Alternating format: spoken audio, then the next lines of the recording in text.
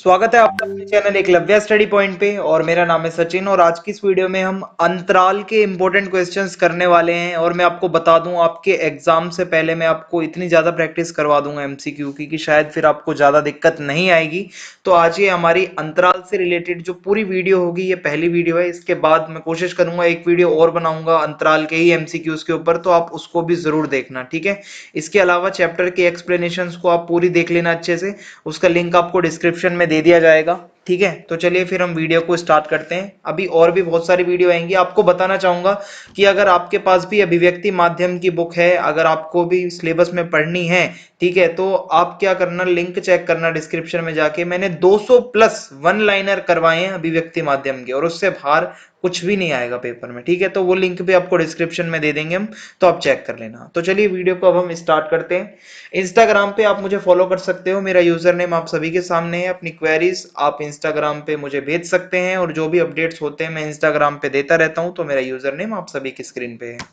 और Telegram group अगर आप ज्वाइन करना चाहते हैं तो class 12 ESP new group search मार के आप ज्वाइन हो सकते हैं। वेबसाइट पे आपको नोट्स प्रोवाइड करवा दिए गए हैं, www.eklavyastudypoint.com हमारी वेबसाइट है, तो आप वेबसाइट को जरूर विजिट करें। तो चलिए फिर हम आज का अपना पहला प्रश्न देखते हैं। सूरदास को किस बात का अधिक दुख था?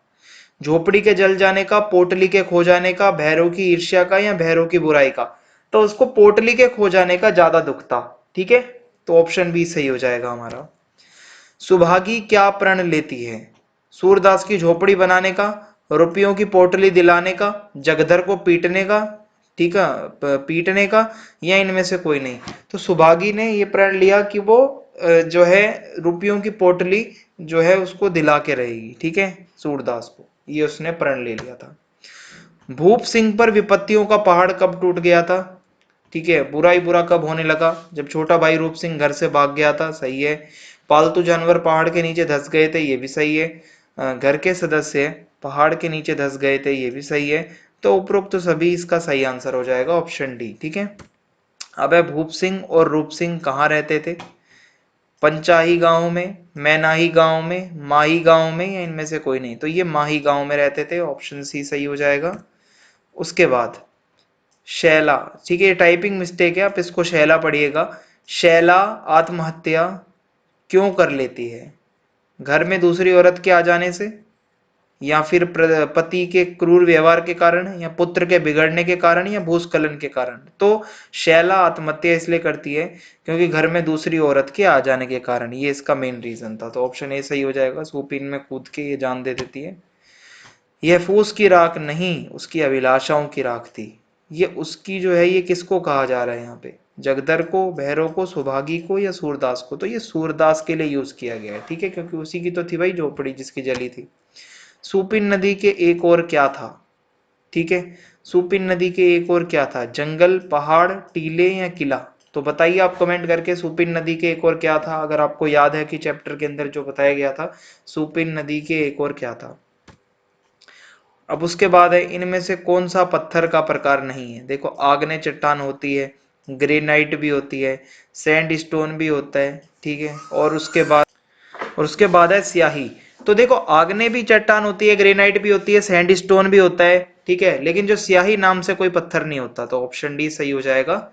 फिर उसके बाद अगला प्रश्न है, पहाड़ पर चढ़ने की नौकरी के लिए 4,000 खर्च करना, ठीक है, इसको मूर्खता कौन समझता था? भूप सिंह, त्रिलोक सिंह, रूप सिंह, या शेखर कपूर? तो जो त्रिलोक सिंह था, वो इस चीज को मूर्खता समझता था कि भाई पहाड़ पे चढ़ने की नौकरी के लिए 4,000 खर्च करना, वो उसके मतलब लिए एक बहुत मूर्खता जैसा लगता था, क्योंकि उसके लिए बहुत नॉर्मल सी बात थी। जगधर को कौन सी बात पसंद ना थी? जगधर को कौन सी बात पसंद ना थी? सुभागी का सूरदास के घर जाना, या भैरव के पास इतने सारे पैसे आ जाना, पितरों का पिंडदान करवाना, या सुभागी का पिटना? तो इसको ये बात पसंद नहीं थी कि भैरव के पास इतने इतने सारे पैसे कैसे आ गए थे, ठीक है, इसको ये बात नहीं पसंद आ रही थी। तो ऑप्शन बी सही हो जाएगा हमारा। मिठुआ कौन था? भैरव का भाई, जगदर का बेटा, सूरदास का बेटा, या सुभागी का बेटा? तो ये सूरदास का बेटा था, ठीक है, ऑप्शन सी सही हो जाएगा हमारा, सूरदास का बेटा। अब उसके बाद अगला प्रश्न, गोरा चिट्टा गले में मफलर डाले दरमियाने कद का व्यक्ति कौन था? राम सिंह, श्याम सिंह, भूप सिंह, या रूप सिंह? तो ये रूप सिंह था। इतने समय बाद लौट रहा था वापस, पूरा रंग रूप एकदम पर्सनैलिटी बदली हुई, तो ऑप्शन डी सही हो जाएगा हमारा। अब उसके बाद अगला प्रश्न, भूप सिंह की पहली पत्नी शैला कौन थी?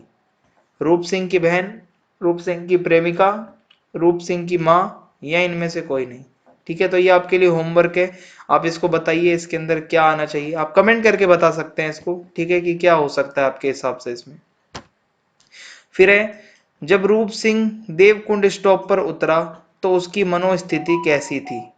झिझक थी उसे बेशर्मी थी, पागलपन था, या फिर ये सभी? तो उसको एक अजीब सी एक झिझक सी हो रही थी, ठीक है, जब वो देवकुंड स्टॉप पर उतरा। ठीक है, तो इसकी मनोस्थिति कैसी थी? झिझक से भरी हुई। तो ऑप्शन ए सही हो जाएगा यहाँ पे हमारा।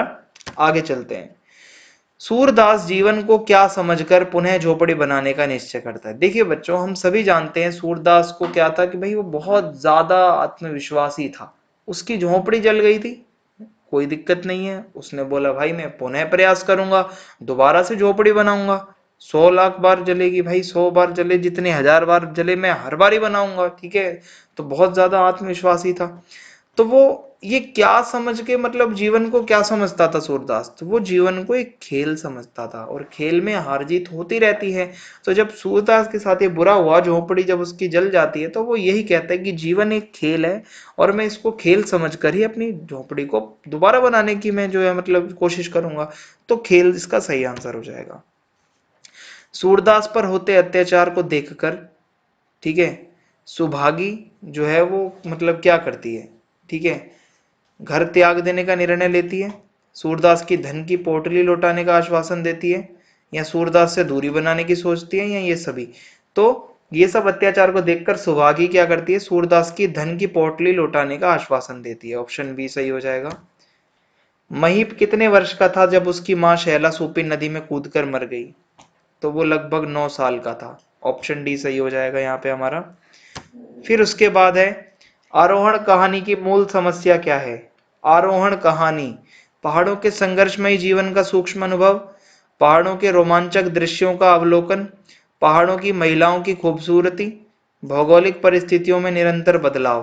तो आरोहण जो कहानी है, ठीक है, वो हमें पहाड़ों के संघर्षमय जीवन को दिखाती है। पहाड़ों का संघर्ष, किस तरीके से वहां की महिलाएं संघर्ष करती है, किस प्रकार वहां के लोगों को संघर्ष करने पड़ते हैं।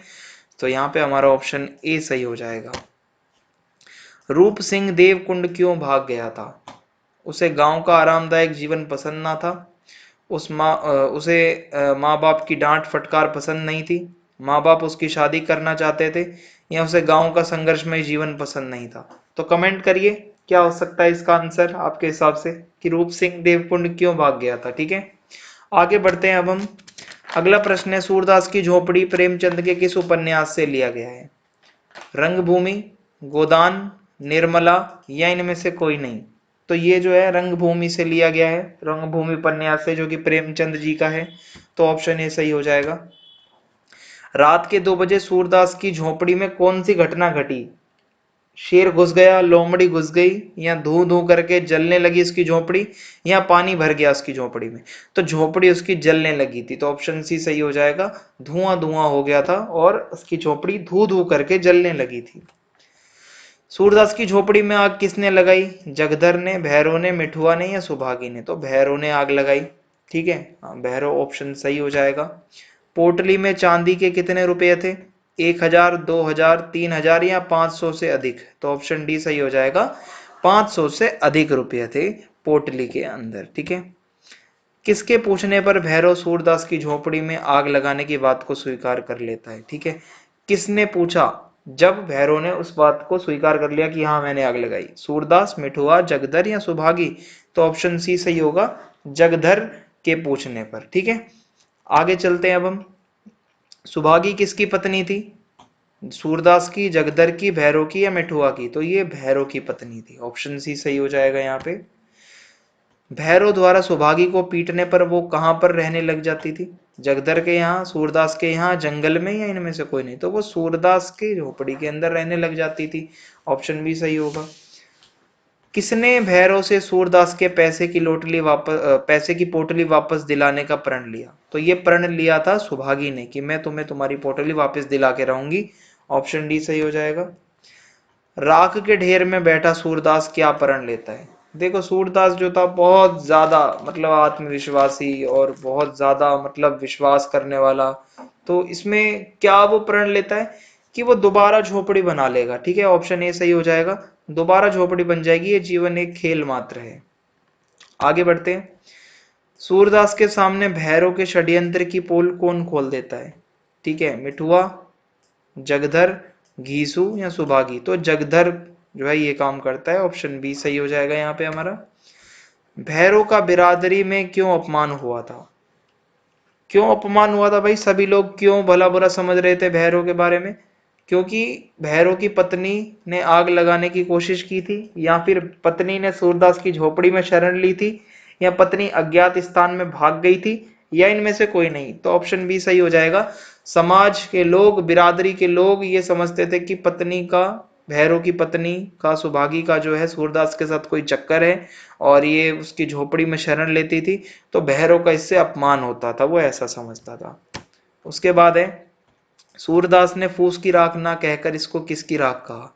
निराशा की, परोपकार की, अभिलाषाओं की या लालच की। तो उसने अभिलाषाओं की इसको एक आग कहा, ऑप्शन सी सही हो जाएगा यहाँ पे हम सभी। आगे बढ़ते हैं। जगधर के मन में ईर्ष्या का भाव क्यों जागा, क्यों उसको जेलसी होने लगी। सूरदास से सुभागी का मेलजोल हो गया था इसलिए, या देखो वो भैरव से बहुत ज्यादा जल रहा था क्योंकि भैरव ने बिना किसी मेहनत के 500 से ज्यादा रुपए मतलब उसको मिल गए थे पोटली से। तो ये बात जो है पच नहीं रही थी, जगधर को थोड़ी सी हजम नहीं हो रही थी और वो ईर्ष्या कर रहा था उससे बहुत ज्यादा। तो ऑप्शन बी सही हो जाएगा यहाँ पे हमारा। ठीक है, आगे बढ़ते हैं अब हम। सूरदास मुट्ठियों में राख भरकर क्या देखता है।